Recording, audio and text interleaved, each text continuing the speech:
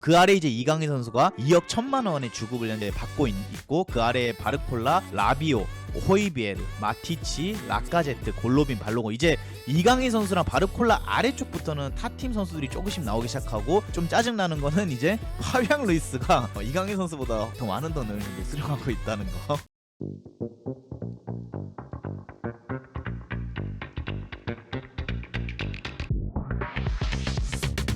강인이 형, 나 연봉 톱10 안에 든다. 특급 대우 받고 세계약 체결. 그래서 이제 파리 생제르맹이 핵심 선수들을 모두 지켜내고 있다. 그래서 PSG는 8일 공식 홈페이지를 통해서 루이스 엘리케 감독과 아슈랍 하키미, 그 다음에 비티나, 누누 멘데스 재계약을 발표했다. PSG는 우리는 엘리케 감독과 2027년까지 계약을 연장했고 하키미, 비티나, 멘데스는 2029년까지 재계약을 체결했다. 이렇게 이제 나오고 있습니다. 2029년까지 저 셋을 잡은 건 진짜 크다. 그러니까 4년 재계약을 한 거죠. 지금으로부터. 진짜 큰 계약이다 이거. 네, 그래서 솔직히 막 토트넘이 돈을 안 쓰는, 아까도 말했지만 돈을 안 쓰는 구단은 아니지만 토트넘과 PSG가 다른 거는 PSG는 이 주축 선수들을 지켜낸다는 겁니다. 감독도 그렇고. 솔직히 하킴이나 누누 멘데스, 비티냐 정도면은 이 팀에서 내로라는 선수들이고 지금 당장 이적 시장에 매물로 나온다라고 해도 프리미어리그 팀들에서 분명히 관심을 가질 수 있는 선수들인데 이 선수들을 다른 팀으로 팔지 않고 지켜낸다는 것 자체가 이 팀이 왜 빅클럽인지를 보여주는 것 같아요. 그리고 이제 아래쪽에 쭉 보시면은 이제 이 선수들 같은 경우는 계약 기간이 얼마 남지 않은 선수들인데 김펜페, 돈나룸마, 그 다음에 테나스, 파비앙 루이스, 마율루 이런 선수들이 이제 계약이 임박했다. 이런 선수들을 아직까지는 뭐 재계약 뉴스가 안 올라오고 있는 선수들입니다. 근데 사실상 김베페 같은 경우에는 워낙 부상이 많고 네. 정말 좋은 센터백이지만 부상이 너무 많아서 약간 고민하고 있다는 느낌이 좀 드는 것 같고, 그다음에 돈나룸마 같은 경우에도 정말 좋은 골키퍼지만 어쨌든 내가 추구하는 이 축구가 빌드업이 좀 돼야 되는데 최근에 돈나룸마가 좋아지고는 있지만 어쨌든 이쪽 분야에서 조금 약한 모습을 보여주긴 하거든. 근데 얘도 사실 나이가 깡패라 99년생이야. 많이 어리죠. 많이 어리기 때문에 사실 이 친구가 충분히 그 부분에선 계속 이렇게 하면 발전 가능성이 있어서 좀 고민을 하고 있는 거지 않을까. 그렇다고 얘를 뭐 세컨 키퍼로 둘 수는 없는 일이니까. 그쵸. 그래서 그런 고민하고 있는 것 같고, 테나스는 뭐 사실 나이도 어리고 아직 나이도 어리도 그리고 그냥 크게 뭐 상관 안 하는 것 같아요. 중요하게 생각할 필요가 없는 것 같고. 2번, 3번 골키퍼다 보니까 거기다 파비앙 루이스. 파비안 루이스 같은 경우에는 어쨌든 간에 지금 뭐 이 선수도 1군 선수다. 그리고 정말 활약을 잘해주고 있는 선수다로 엔리케 사단 안에서는 인정을 받고 있는 것 같지만 애매모호한 느낌이긴 해. 근데 이 선수가 연봉이 세요. 어. 일단 이강인 선수보다 훨씬 많은 돈을 받고 있고요. 그러다 보니까 그 받는 돈의 활약에 비해서 과연 이 선수를 재계약할 때 분명히 연봉을 인상시켜 줄 수밖에 없어요. 왜냐하면 그치. 국대에서 활약이 있다 보니까. 근데 파리 입장에서는 굳이 파비앙 루이스를 장기 계약까지 주면서 우리가 연봉을 대폭 인상해 줄 필요가 있나라는 고민을 하고 있는 게 아닐까. 그 나이 자체가 28이고 만약에 네. 지금 데리고 온 두에라든가 이런 애들 공밀 뛸 수 있고 이강인도 뛸 수 있고 이렇게 어린 자원들 나이데스 같은 애들 이런 애들도 다 뛰다 보니까 사실 고민이 많이 생기는 부분일 것 같아. 내가 봤을 때 파비안 재계약은. 그죠. 지금 당장 뭐 솔직히 엔리케가 아무리 로테를 많이 돌린다고 해도 파비앙 루이스 자리는 뭐 이강인도 뛸 수 있고 거기다 비티냐도 한 칸 올려서 쓸 수 있고 네베스도 쓸 수 있고 에메리까지도 있기 때문에 굳이 지금 이 선수한테 목매달리면서 파리가 높은 연봉을 주면서까지 재계약을 제의하고 있진 않는 것 같고, 이제 그 아래 마율루 이 선수 같은 경우에는 워낙 나이가 어리고 이제 막 신성으로 떠오르는 선수이기 때문에 파리가 그냥 천천히 계약 협상을 하는 것 같다. 근데 또 반대로 자그는 2028년까지 또 계약을 연장을 했더라고요. 자가는 그래도 좀 더 어떻게 보면 중용을 받고 있고 걔는 그냥 어린 친구로서 근데 그냥 데리고 있기 이쁘잖아. 근데 자그보다 마율루가 더 잘하자고 많이 써먹잖아요. 아 그건 그렇지. 자그는 어쨌든 내가 봤을 때는 뭐 이런 걸 수도 있어요. 자그는 그냥 얼마를 주던 난 파리 생제르맹에서 어린 나이에 재계약한다는 것 자체가 행복하다 이렇게 생각할 수도 있고, 마율루는 간땡이가 커져가지고 요즘 게임도 나오고 하니까 에이전트가 내 몸값이 좀 올랐다. 여기서 만약에 제대로 제의 안 해주면은 뭐 렌이라든가 랑스라든가 이런 팀으로 이적하겠다. 이런 식의 지금 협상을 벌이는 걸 수도 있어요. 아, 그런 친구들은 절대 구단에 그런 딜을 못 하고요. 딜은 안 하겠죠. 그냥 그쪽에서 야 이거 금액 요거 할래 안 할래 그럼 하겠습니다 하고 그냥 하는 거지. 걔네가 막 우리 렌스 가겠다 이런 소리 하면 바로 빰 맞고 튀잖아요. 그럼 아직까지 마율루한테는 재계약 제의 자체를 하지 않은 것 아직 같다. 안 하는 거겠지. 에단 은바페 나가는 거 보세요. 그냥 바로 그런 소리 했다가 빰 맞고 나가는 거예요. 근데 그 친구는 거기서도 심지어 지금 경기를 거의 못 나오고 있습니다. 그럴 수밖에 없지 당연히. 아니 적어도 저는 뭐 다른 팀으로 가면 경기는 나올 줄 알았는데 확실히 은바페 그늘에서 벗어나니까 그 선수를 써주는 데가 많이 없는 것 같아요. 그 빨로 데뷔를 한 거니까 물론 걔도 잘하니까 데뷔를 했겠지만 네. 그런 빨이 있죠. 없을 수 없죠. 인생을 살아가는 데 있어서. 그래서 뭐 저번에 뉴스 기사 보니까 이제 은바페가 레알 마드리드 가는 조건에 동생도 원래 같이 끼었대요. 은바페는 어머니가 직접 은바페 에이전트를 운영하기 때문에. 근데 이제 레알에서는 그건 반대한다.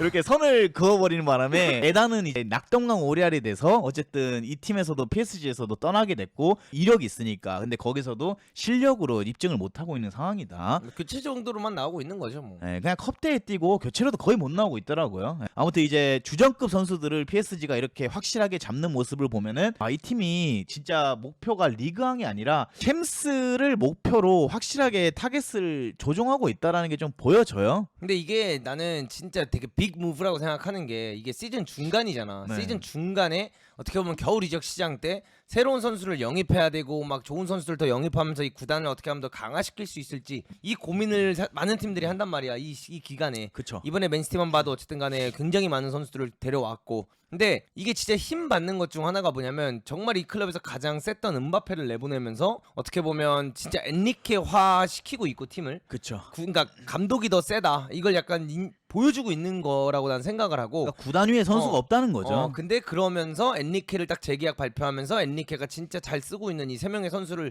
다 똑같은 시간대로 재계약을 해내면서 오히려 팬들한테 우리는 새로운 선수를 바라보고 막 이런 것보다는 어차피 흡이차 같은 딱 큰 선수 하나 데려왔으니 핵심 우리는 선수. 나머지를 지키면서 근데 지키는 게 그냥 지키는 게 아니라 4년 장기 계약을 주면서 좀 팬들에게 우리는 엔리케 체제 안에서 좀 멋지게 더 밀고 나갈 거다라는 확신을 주는 무브여서 되게 멋진 무브라고 생각해. 근데 왜 엘리케는 2027년까지 원래 감독은 길게 안 주죠. 이렇게 또 27년이어도 긴 거지. 2년 더 계약 체결한 건데 근데 이렇게 되면 엘리케가 2027년 안에 또 좋은 성적을 못 내면 언제든지 바꿀 수 있다라는 여지를 주는 건가요? 아니, 감독 자체가 누가 어떤 감독이 뭐 6년 계약, 5년 계약을 합니까? 그쵸. 근데 뭐 시메온에 이런 사람들은 워낙 오래 그 있으니까 사람들 계속 재계약을 하는 거고. 감독은 뭐 항상 원래 그 대회에 나가가지고 입증을 해야 되는 자리이기 때문에 그렇지. 감독 같은 경우에는 저러다가 뭐 성적이 안 나면 잘라야 되는데 그럼 위약금이 얼마야? 그쵸. 지금 그러니까 포스테콜루 사건만 봐도 그렇게 장기 계약을 절대 줄 수가 없고 2027년까지면은 많이 준 거죠. 그리고 엘리케 정도 되면 여러분 이 팀에서 현재 지금 못하고 있는 것도 아니고 자기만의 색깔이 있기 때문에 분명히 프리미어리그에서도 엘리케가 만약에 공석이 된다라고 하면 노리는 팀들이 꽤 많을 거예요. 그래서 아무튼 뭐 PSG가 이렇게 선수들을 지켜내고 또 영입을 네이밍 선수들을 해주는 걸 보면은 이 구단이 왜 우리가 흔히 말하는 뭐 토트넘이랑 비교를 안 할게요 여러분. 토트넘은 뭐 비교할 필요도 없고 왜 다른 구단들이랑 다르게 그러니까 이거잖아요. 레바 민 다음이 PSG가 들어갈 수 있는 구단이잖아요. 레바 민 그다음이 뭐 맨시티, PSG 이렇게 들어갈 수는 있죠. 그쵸. 뭐 맨시티가 이번에 챔스에서도 거의 어깨를 나란히 할 정도로 좋은 모습을 PSG가 보여줬으니까 들어갈 수 있죠. 왜냐면 얘네가 챔스 트로피는 없지만 레바 민 그다음이 뭐 맨시티 뭐 예를 들어 뭐 첼시 리버풀 뭐 리버풀 뭐 이런 팀들이 이제 싹 들어가면서 PSG도 그 층에는 들어갈 수 있죠. 어깨를 나란히 할 수는 있죠. 그렇다고 뭐 솔직히 리그왕이 재미없다고 하지만 이 팀이 챔스 나가서 경쟁력이 없는 팀이 아니니까. 근데 많은 사람들이 조금 이 팀에 대해서 걱정했던 거는 은바페가 나가고 난 뒤에 이제 이 팀은 네임드가 많이 떨어지고 밸류가 많이 떨어져서 빅네이밍 선수들이 안 오게 된다. 팀이 공중분해가 될 거다. 뭐 이런 이야기가 많았는데 결국 은바페 나가고 난 뒤에 리모델링을 완벽하게 좀 해내고 있는 모습을 보니까 괜찮은 것 같아요. 그게 중요한 거죠. 은바페가 나갔는데 감독이 예를 들어 좀 이 세계적인 감독이 아니야. 그러면 어렵지. 이 감독 오기 전에 왜 있었던 그 감독 한 명 포스치노 전에 프랑스 사람 한 명 이름이 갑자기 기억이 안 은바페랑 나는데 싸우고 막 감독이 그런 감독이었으면 이 프로젝트가 성공할 수 없는데 루이스 엔리케라는 어떻게 보면 어쨌든 트래블 위닝 감독 거장이에요. 스페인 국가대표 감독 거장을 데려왔기 때문에 이게 가능한 거고 작년 시즌만 해도 챔스에서 준결승까지인가 갔었고 그렇죠. 그다음에 올 시즌에도 챔스 좀 절군 있었지만 어쨌든 간에 막판 스포트를 보여주면서 엔리케 이 프로젝트는 진짜 챔스 우승을 위해 달려나갈 수 있는 프로젝트다라는 걸 좀 보여주고 있다고 난 생각을 해서 이 계약을 토대로 진짜 PSG가 좀 더 힘을 입을 것 같아 나는. 이제 문돈이 보셨을 때는 은바페가 나가고 난데 팀이 오히려 더 잘 된 건가요? 아니면 더 안 되고 있는 건가요? 솔직히 더 강해진 것 같아요. 팀적으로. 그러니까 처음에 나갔을 때는 시즌 초반에는 약간 이게 확실히 은바페 같은 피니셔가 없으니까 좀 그렇다. 확실히 은바페의 존재감이 셌구나라는 생각이 들었는데 사실 최근에 뭐 어떻게 보면 덴벨레를 은바페 롤처럼 약간 공격수에 넣어놓고 폴스나인으로 쓰기도 하면서 그다음에 거기에 흐비츠도 들어갈 수 있으면서 그다음에 뭐 이강인, 비티냐, 뭐 파비안, 뭐 에메리 뭐 이런 모두 네베스 막 이런 선수들이 다 로테이션을 많이 뛰다 보니까 어느 자리에 넣어놔도 그냥 그 역할을 해. 얼마 전 경기에서 모나코랑 하는데 네베스가 하킴이 안 뛰고 뛰고 네베스가 오른쪽 풀백 나왔는데 하키미처럼 하잖아. 물론 같은 느낌은 아니어도 그 역할을 해낼 수 있는 환경까지 지금 다 만들어 놓은 거지 엔리케가. 그러면서 발이 다 맞기 시작하면서 솔직히 최근 뭐 챔스에서 보여주는 활약이나 이런 것만 따져봤을 때 리그에서 보여주는 활약을 보면 압도적이죠 리그에서. 리그에서는 원래 압도적이었지만 그러니까 챔스에서도 강한 상대들을 상대로 이제 보여주는 역할을 보면 그냥 음바페 있을 때가 센가 지금이 센가라고 하면 이거 생각해볼 만해. 그쵸. 근데 솔직히 그건 있죠. 음바페가 있었을 때는 항상 리그 내에서 매 시즌마다 20골 이상을 때려 넣어주는 공격수가 그냥 보장이 되어 있었던 느낌이고, 지금은 이제 뭐 덴벨레가 물론 골을 잘 넣어주곤 있지만 과연 덴벨레가 이번 시즌 막바지에 갔을 때 음바페만큼 골을 넣어줄 수 있을까는 좀 더 지켜봐야 되는 상황이죠. 근데 그거는 많이 좋아진 것 같아요. 음바페가 이 팀에서 경기를 뛸 때 보면은 다른 이 선수들이 음바페 약간 눈치를 보는 것 같은 느낌이 많이 들었어요. 그리고 그럴 수밖에 없죠. 음바페도 수비 가담도 솔직히 국대에서 하는 것만큼 열정적으로 했냐 했을 때 애매한 부분이 있었고,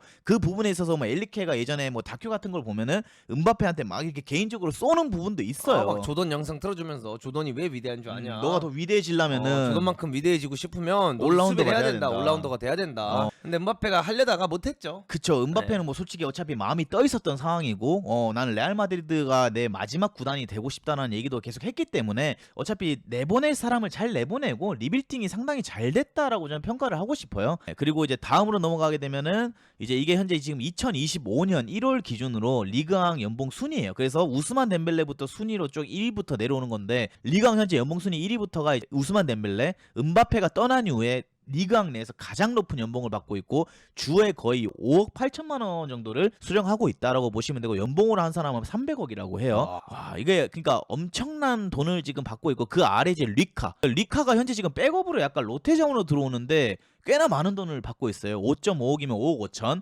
그다음에 마르키노스 4억 9천, 슈크리니아르도 꽤나 많이 받았죠. 4억 7천. 하키미 4억 2천, 아센시오 4억 2천, 돈나루마 3억 7천. 그다음에 무아니 2억 6천, 파비앙 루이스 2억 6천, 네베스 2억 6천. 이렇게 이제 상위권 선수들을 볼 수가 있는데, 약간 의외인 거는 마르키노스랑 하키미가 연봉이 꽤나 좀 낮지 않았나? 그리고 근데 이번에 재계약하면서 하키미 훨씬 올랐을 저 올렸겠죠. 이거는 1월 기준이니까. 근데 마르키노스는 재계약이 아직 그 뉴스가 안 나오고 있으니까 어쨌든 4억 9천일 거고. 그리고 아센시오가 이 아스톤빌라를 떠나기 전까지 꽤나 고액 주급자로서 이 팀에 있었었어. 그러니까 내보낸 데는 이유가 있는 거지. 그쵸, 나이도 있고 거기다 이 선수의 이력이 워낙 화려하다 보니까 이 정도 주급을 줄 수밖에 없었던 것 같고, 그리고 그 아래쪽엔 뭐 무한이도 좀 많은 주급을 받았고, 파비앙 루이스 엄청 많이 받고 있습니다. 2억 6천 주마다. 그래서 주앙 네베스는 나이가 어린데도 불구하고 꽤나 장기 계약을 했고, 근데 이번에 얘는 이제 이번에 또 오느니까 네, 그리고 좋은 어쨌든 금액을. 잘하다가 오내기 때문에 또 이렇게 금액이 될 수밖에 없었고. 그리고 그 바로 아래쪽에는 이제 에메리가 2억 4천을 받고 있는데, 이것도 좀 얘는 재계약을 한 거잖아,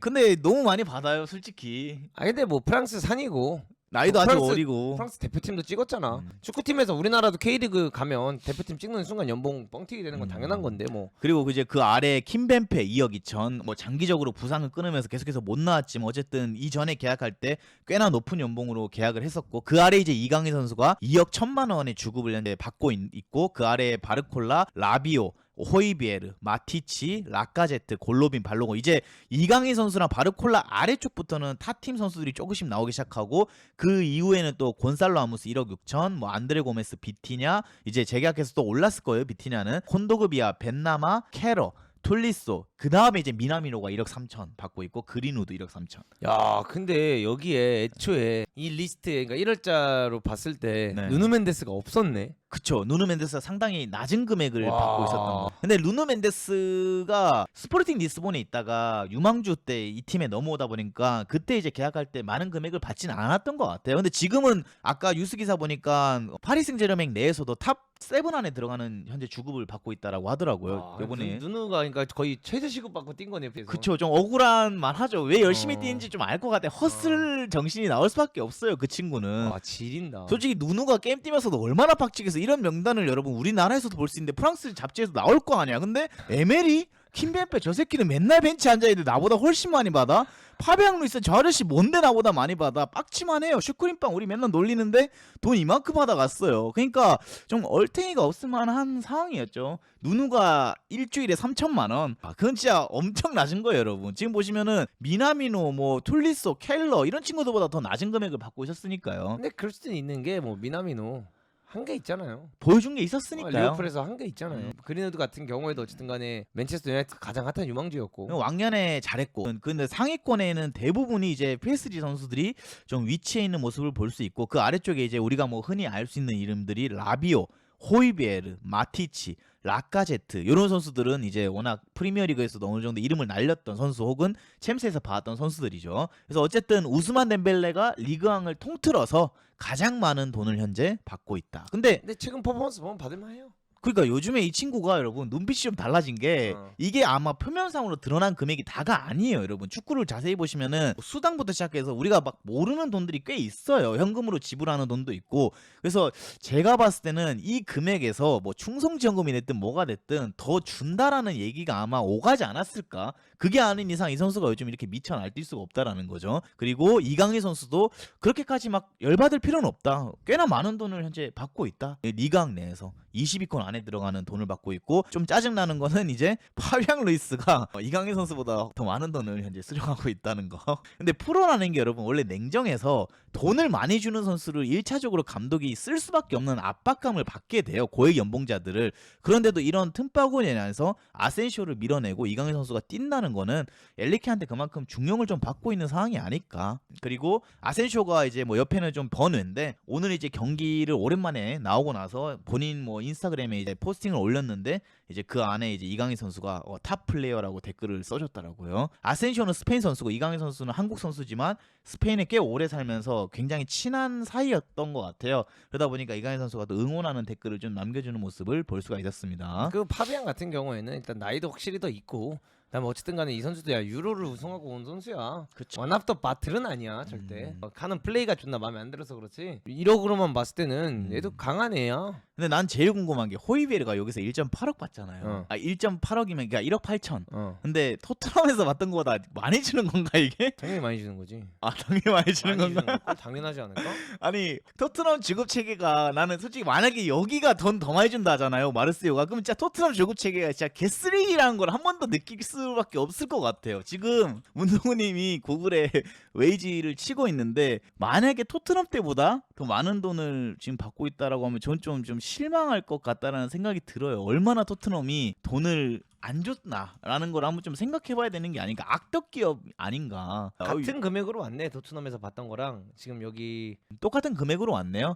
근데 이제 영국은 세금을 워낙 많이 떼고 아무튼 뭐 요렇게 이제 우리가 선수들의 주급 체계 그다음에 리그왕의 연봉 순위를 좀 확인할 수 있었던 기회였습니다. 근데 모나코는 세금 없어요. 모나코는 오피셜합니다. 왜냐면 모나코는 모나코 왕국이어가지고 거기는 뭐 축구 외적으로 회사 운영하는 기업들도 거기에 법인을 많이 설립을 하기도 하고 그 왕국 자체가 세금이 없는 곳이라서 모나코는 아마 실수령이 딱 적어일 거고. 근데 이거 진짜 좋은 영입인 거 새로운 영입이나 다름없어 이거. 그쵸. 그리고 난 누누가 솔직히 저희가 파리 경기 처음 봤을 때는 누누가 애초에 선발로 못 나왔었어요. 그때는 부상이 있어가지고 못 나왔었고 그다음에 이제 리카가 대부분 왼쪽 백으로 많이 나왔는데 그때 당시 이렇게 축구 보면 좀 많이 졸렸거든요 새벽에. 근데 이 누누가 들어옴으로써 뭔가 밀고 나가는 힘이라던가 수비할 때 이 강인함 이런 것들을 보면서 파리의 이 엘리케 축구가 좀 더 많이 한 단계 업그레이드 된 것 같다는 생각이 많이 들어요. 하키미도 엔리케하고 더 는 것 같아. 뭐 이 선수한테 축구가 늘었다는 표현은 애매한데 늘었다 할 수 있지 뭐. 근데 성인이 되고 나서 새로운 축구에 또 눈을 뜬 것 같아요. 애초에 뭐 좋은 선수였는데 또 엘리케가 이 선수를 써먹는 걸 보면은 좀 더 전술적으로 잘 쓰는 것 근데 같아. 더 늘었어. 왜냐면 그 전까지는 얘가 안에 들어오면서 막 플레이하고 이런 거보다는 얘도 어떻게 보면 오버래핑 많이 나가고 좀 사이드 윙에서 약간 마이콘 제2의 마이콘 그쵸. 느낌 내면서 빠르고 힘있고 크로스 잘하고 공격 잘하는 풀백이라고 하면 지금은 거의 뭐 올라운더 됐지. 그러니까 예를 들어 막 카일 워커가 펩 만나고 좋아진 것처럼 하키미도 난 그렇게 느껴지고 비티니아는 솔직히 엔리케 만나고 몇 단계 업그레이드 된 것 같고. 그쵸. 뭐 몇 년 전까지만 해도 울버햄튼에서 주전 경쟁 밀려서 다시 포르투갈로 임대를 떠났던 선수인데 이 팀에 와서 엄청난 발전을 한 선수 중 하나라고 저는 생각을 하고 그리고 또 어떻게 보면은 이게 저는 2029년까지 계약을 했다라는 거는 이 선수들이 나이가 들어서 노장이 돼서 뭔가 사우디나 이런 번외 리그로 나가는 거 아니면 하키미도 계속해서 이 구단에 남아서 활약을 하지 않을까 싶어요. 근데 파리가 살기가 좋아 은근히. 프랑스 수도이기도 하고. 그래 그냥 좋아 좋은 것 같아. 그리고 PSG가 얼마나 대우를 잘해주는데 그냥 살기 좋겠지. 그리고 제일 저는 신기한 것 중에 하나가 쇼핑할 때도 많고. 원래 매 시즌마다 여러분 이런 빅네임의 선수들 있잖아요. 특히나 지금 뭐 풀백 품귀 영상이라고도 하는데 하킴이나 누누 멘데스 정도 되면 유럽 축구 이적 시장에서 만약에 매물로 나온다라고 하면은 맨시티나 이런 팀도 분명히 거액을 지르면서까지 영입을 할 수 있는 구단들인데 그닥 이 선수들에 대한 잡음이 안 나오는 걸 보면은 애초에 파리가 그걸 다 상쇄시킬 만한 대우를 이 선수들한테 해주니까 이 선수를 또 굳이 이 팀을 떠나야 될 이유가 없고 에이전트들도 굳이 다른 팀들을 알아보지 않는 게 아닐까. 근데 이런 거에서 가장 중요한 게 감독이 누구냐야. 자기들이 믿고 따라갈 수 있는 감독이 여기 있냐 없냐. 그거에 따라서 자기들도 이적 시장에 움직이냐 아니면 재계약에도 신경 쓰냐 이런 건데 믿고 갈 만한 감독이 있으니까 사실 능력자니까. 그리고 저는 뭐 과감하게 말하지만 지금 유럽 4대 리그에서 가장 센 풀백 듀오 찾으라고 하면 저는 파리라고도 생각을 해요. 솔직히 뭐 미넨, 알폰스 데이비스랑 라이머나 샤샤보이, 킴미 솔직히 걔네들보다 저는 이 파리 풀백이 더 세 보이고요. 뭐 레알 마드리드 요즘에 유망주들 막 섞어가면서 쓰더라고요. 카르바리 또 십자인대도 나가고 하니까 레알보다도 나는 과감히 센 것 같고 맨시티 지금 한쪽 날개 없어졌잖아요. 카이로코 나갔죠. 누네스가 뛰죠. 그리고 그바르디올은 나 솔직히 항상 말하지만 그닥이에요. 솔직히 과연 그바르디올이 왼쪽 풀백으로서 누누만큼 잘해주냐 애매한 부분이 있고 그러니까 리버풀 같은 경우에도 로버트슨이랑 아놀드가 죽여주긴 하지만 아놀드는 수비를 못하잖아. 그쵸. 근데 얘네 둘은 수비랑 공격 다 되잖아. 그러니까- 그러니까 윙에 갖다 놔도 얘네는 골 포인트까지 만들어내는 능력이 있는 애들이라. 얘네는 어디 뛰든 잘할 것 같긴 해요. 포드 박아놔도 누누랑 하키미는 잘할 것 같아. 그래서 솔직히 저는 유럽 4대 리그 통합해가지고 이 풀백 듀오가 가장 강한 팀 중에 하나라고 저는 생각을 해요.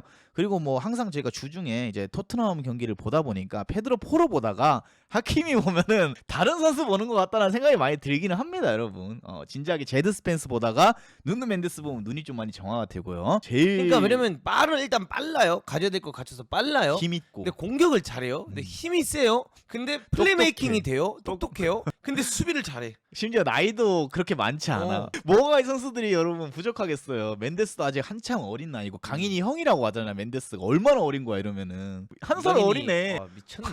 아니 누누가 진짜 동생이야. 자기 캐릭터다. 아니 누누가 한 살 어려? 강인이 형이 맞네. 진짜 개사기. 누누는 하키미의 나이가 좀 있어요, 여러분. 아, 강인이가 형이야. 하키미 나이가 있는데 누누는 진짜 어리다. 그니까 3천만 원 주고 받으면서 이 팀에 뛰었었지 초반에.